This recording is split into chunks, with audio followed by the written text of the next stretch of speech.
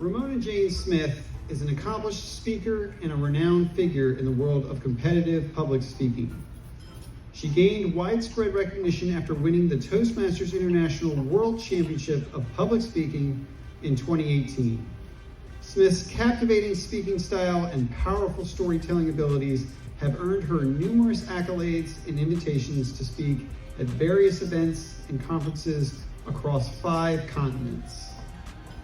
In addition to her success in public speaking, Smith is an entrepreneur, small business coach, and public speaking coach. She has a passion for helping others improve their communication and public speaking skills.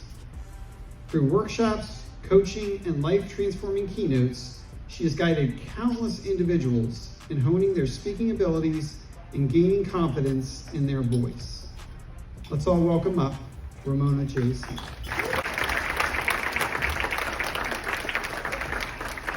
I'm not going to stay up here and be confined to this stage. I am coming down so I can interact with you all. Is that all right? All right. I am very new to District 18. This is the first time that I've ever been here. When I say these 3 words, I don't know how you're going to take it, but I'm not biased. It's just facts. Is that all right? Yeah. Catherine was right. Here it is. But before I get to that story, of course, I want to say thank you to everybody in District 18 for having me here, especially Carmen. There she is. Especially Carmen, thank you so much for the invitation.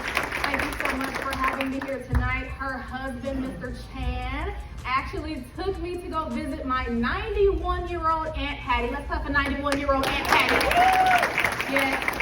91, some of y'all got a long way to go. I don't think anybody in here is 91. Y'all gonna clap for my Aunt Hattie. And I sat with her for a little bit. She was Air Force, husband, retired Air Force. A couple of her kids are retired Air Force, hence the fact that they've been in Dover for over 50 years. So thank you for that. And thank you to all the leaders who made this conference happen. Everyone who had a piece in making this happen. I know it's been a lot. I know that it has, if I cut in and out, that's okay, just bear with me. I know that creating and planning these conferences, it takes a lot. So anyone who had any hand in the planning, give us a hand, you deserve it.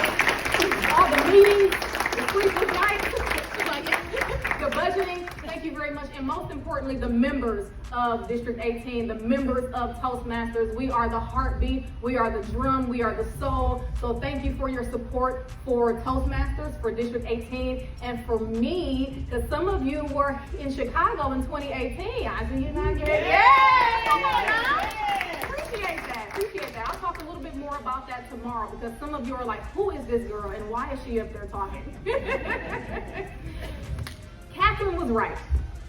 Yesterday, when I flew in from LAX, I think my appetite beat me to the runway. I was starving. And as someone who was starving on a plane, wanting something to eat, first time in Philly, what do you think I had a craving for? Cheesesteak. Come on now, y'all family. We are family. Yes, cheesesteak. And Catherine was my beautiful, amazing escort at the airport, and she was waiting there for me on time, thank you, with a VIP parking spot. But before I got down to baggage claim, I wanted to stop and get me a Philly cheesesteak, because why not? I'm in Philly and I'm hungry, put 2 and 2 together, boom, you got a Philly cheesesteak. I'm walking to the airport. It's about 8:30, 8:45 at night. Anybody who travels, you know, at that time, the airport is dead. Nobody's there. The employees are you still here? But I'm getting my Philly cheesesteak. I walk past Chick-fil-A. Bye, Chick-fil-A. No spicy deluxe today. Bye, Burger King. I'm going to have it my way at a steak place. I see Geno's Steaks, y'all. I see Geno's Steaks. I've seen Geno's on the Food Network. I've heard people singing and rapping about Geno's. I've seen Geno's in the movies. Yes, it's my big moment. Philly cheesesteak, me, ooh, happiness. So I go to the kiosk, because you can place your own order.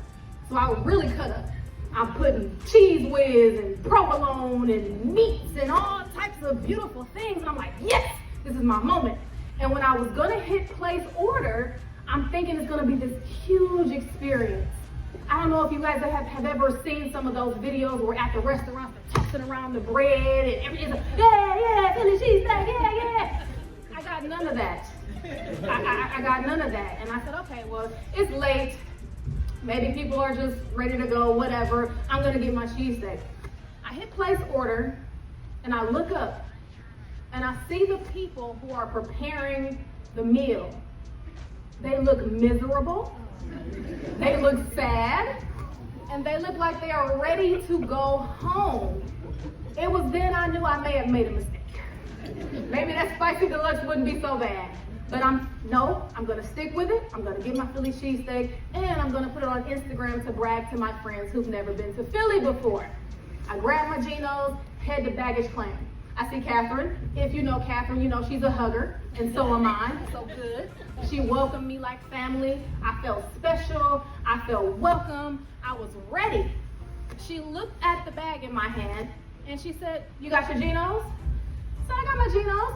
She said, "Throw it away." She didn't say that. She didn't say that. I'm really like hesitant because I'm like the owner of Geno, or somebody has stocks in Geno right now. But no, this is just my personal experience, first time. But she said, "No, I'm gonna take you somewhere and I'm gonna get you an original Philly cheesesteak, the good stuff." I said, "What's better than Geno's?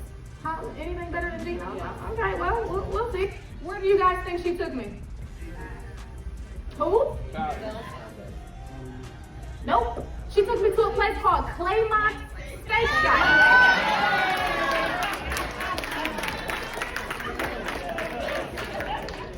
Yeah, but Claymont wasn't on Food Network. I'm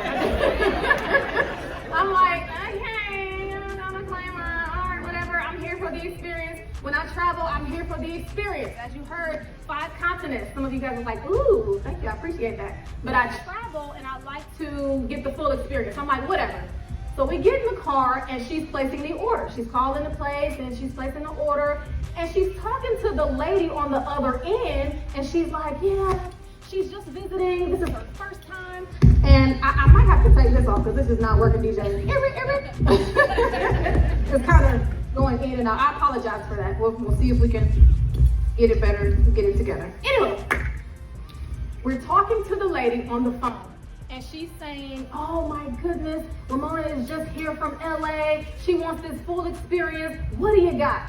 And then the lady is like, okay, what is she looking for? She's here for it. She's in. She's like our friend. I'm like, we should plan a brunch. She's like, does she want mayo on the side? Does she want mustard on the side? I got all those things on the side. It was amazing, the conversation that we were having, and it was great customer service. One of my pet peeves is bad customer service. Anybody else? Yes. Sometimes I will go past Walmart just to go to Target because I know the customer service is going to be better. But this woman was amazing. She politely reminded us that they were closing in 30 minutes and get there. Cool. We got there. Catherine was doing 100 on the freeway. She wasn't speeding. Any cops in here, she was not speeding. But we make it there. She goes in and she comes out with a brown paper bag. I see why they were not on the Food Network. It's the Geno's had Geno's on they had the label and all the marketing and then the ads. Okay, whatever. I get back to the hotel, she drops me off. I go straight to Instagram because I know this is gonna be a phenomenal experience. Set up, as you can see, I set up my tripod, I hit Instagram Live. I'm doing the food critic, food review for Geno's versus Claymont. I knew Geno's was gonna sweep it, I just knew it. I open up the Geno's logo wrapper and immediately I'm like, I made a mistake. 3 words, Catherine was right. Catherine was right. And I didn't even take a bite yet. I look at it, the sandwich is looking miserable. The sandwich is looking sad. The sandwich is looking like it's ready to go home. And okay. But I might give you a chance because looks can be deceiving. Have you ever had some food in front of you and it looked horrible, but it tastes great? Yeah. I knew that was gonna be this situation. I set it to the side, I showed Instagram, this is Geno's, guys. This is Geno's, I got Geno's and you don't. This is Geno's. Set it to the side, and then I reached into the brown paper bag, but something was different. I pulled out that Philly cheesesteak and it was covered in aluminum foil. Now somebody knows, pro tip, If you want your food to stay warm, you will wrap it up in aluminum foil, tin foil, foil paper, whatever you want to call it. Some of y'all not cooks, you don't get that. It went over your head. It's okay.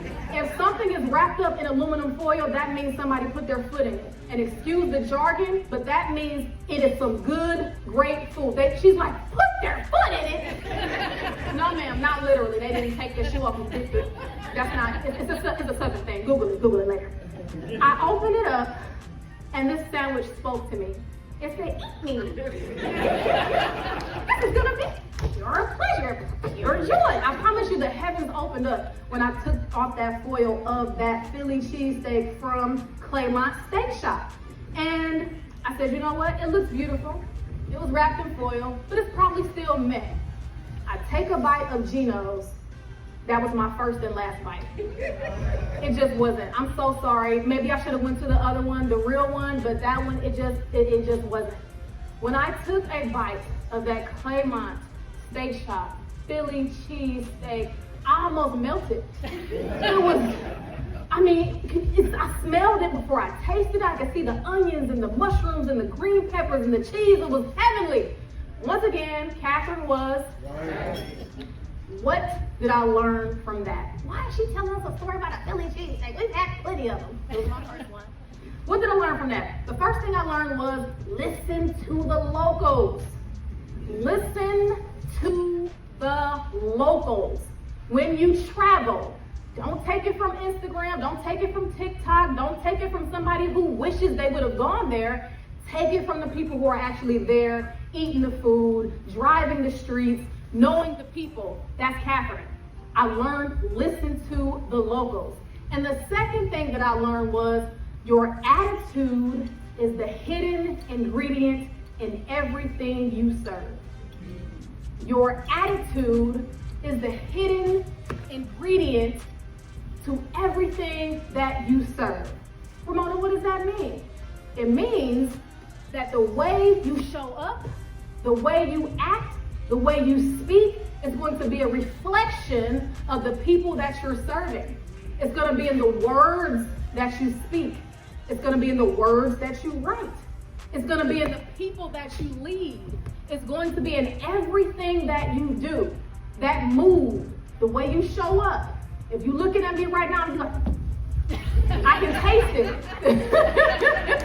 I can taste it because we can taste it through our feelings and through our emotions. Y'all remember what Dr. Maya Angelou said?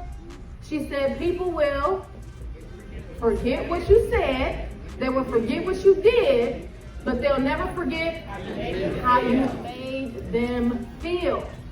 My question to you is, what is your Toastmasters recipe for success this weekend and throughout the entirety of your Toastmasters career? Maybe you need to add a pinch of patience as you're dealing with first timers. They don't know where to go. They don't know what to do. Give them a pinch of patience. Maybe you need a cup of courage as you step into a new leadership role. Maybe you just need an ounce of compassion to get you through the day. But your attitude is going to be that hidden ingredient in everything that you serve. When you walk across that threshold tomorrow morning, leave it all at the door. Leave it all at the door. That means don't come in with that argument from you and your husband the night before. That means don't come in with the anger of your fellow Toastmasters member who's always late and who doesn't sign up for roles. I'm not looking at anybody. I don't see anything. But just remember that that energy is going to come out in everything you do. It's going to be impactful. People are going to feel it. So how do we do that? How do we add that extra How do we leave it all at the door? You could do a shimmy. You could do a shimmy. Before, yes ma'am, just like that. Before you cross that threshold and you know you have to serve all weekend, before you cross that threshold, shake it off. Let me see you shake it off. Shake it off. Oh, come on, shoulders. Yes. Absolutely, shake it off. Or something as simple as just smiling. Smile as soon as you cross that threshold.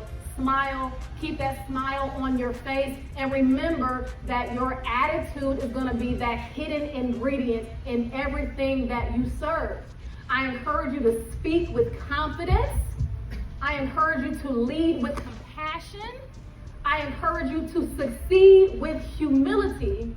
And that way we all can have a delicious experience. We don't want a detestable experience. We want delicious. We want decadent. We don't want the Geno's experience. We want the Claymont experience. Well, with that said, we can turn it back over to our Toastmaster and let's continue to have a tasty evening. I'm a world champion, baby. I bet I can breathe.